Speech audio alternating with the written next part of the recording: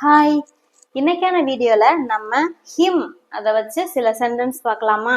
Him அப்படின்னா அவனை, அது, அவனிடம், இந்த மாதிரி எல்லா சென்டென்ஸுக்குமே ஹிம் தான் வரும்.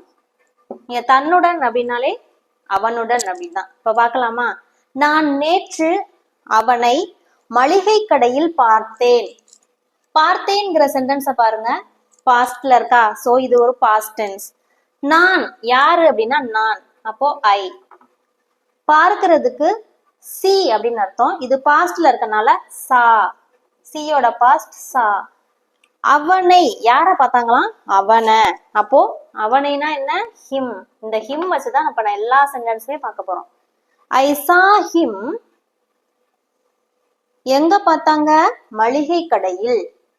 அட் த ஒரு பிளேஸ் சொல்றாங்களா? அப்போ at the grocery store.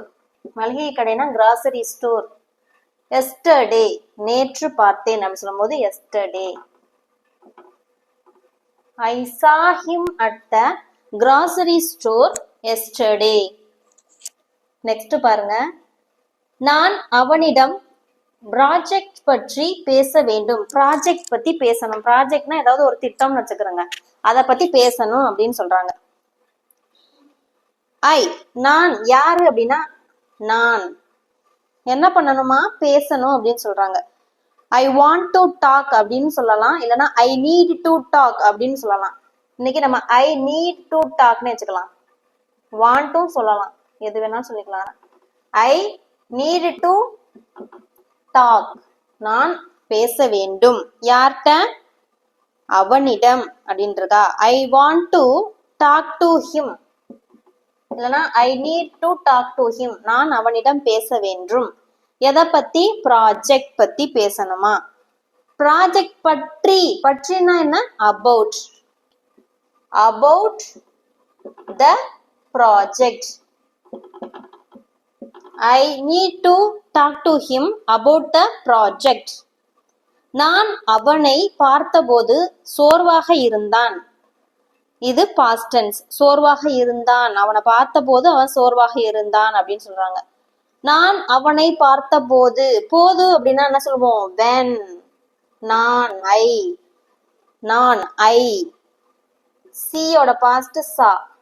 when I saw him, நான் அவனை பார்த்தபோது, நான் அவனை பார்த்தபோது அப்படின்னா when I saw him. சா எதுக்கு போடுறோம்னா இது பாஸ்ட் டென்ஸ்ல இருக்கு, சோ சியோட பாஸ்ட் சா. when I saw him, சோர்வாக இருந்தான். he ஏன்னா அவன் தான் சோர்வா இருந்திருப்பான், சரியா? பார்த்தபோது he looked tired. சோர்வுனா என்ன? tired. when I saw him, he looked tired. நான் அவனை பார்த்தபோது அவன் மிகவும் சோர்வாக இருந்தான், இல்லைன்னா அவன் சோர்வாக இருந்தான். இந்த மாதிரி பேசும்போது he looked tired இப்படி சொல்லலாம், இல்லைன்னா he tired அப்படின்னு கூட சொல்லலாம். அவன் என்னை தன்னுடன் சேர சொன்னான். அவன் என்னைய அவனிடம் சேர சொன்னான் அப்படின்னு சொல்றாங்க. he, அவன்னா யாரு? he. சொன்னான் அப்படின்னா asked to me. என்னிடம் சொன்னான் அப்படின்னு சொல்லும்போது he asked to me.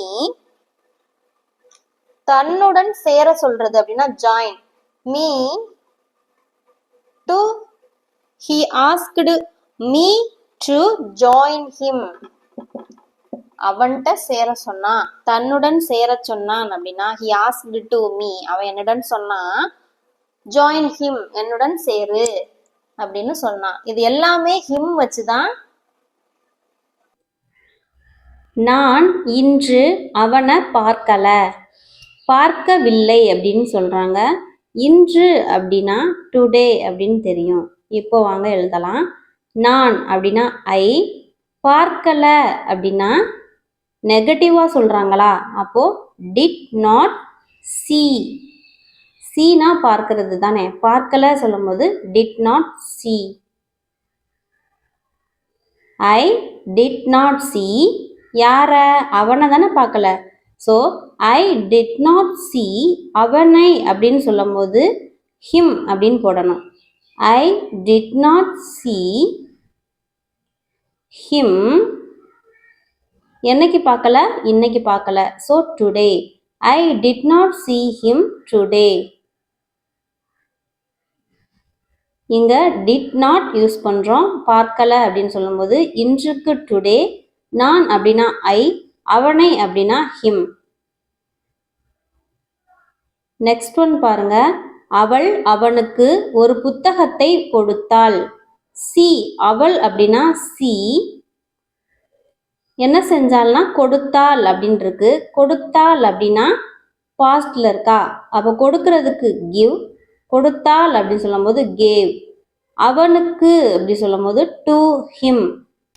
என்ன கொடுத்தால், ஒரு புத்தகத்தை, அப்போ எ book. She gave to him a book. Next one. அவள் அவனிடம் ரகசியத்தை சொன்னாள். அவள் அவன்கிட்ட ரகசியத்தை சொன்னாள் அப்படின்னு பேச்சு வழக்குல இருக்கு. அவள் அப்படின்னா சி என்ன பண்ணால்னா சொன்னாள் அப்படின்னு இருக்கா. சி டோல்டு, பாஸ்ட்ல டோல்டு. யார்கிட்ட, அவன்கிட்ட, ஹிம். C told him.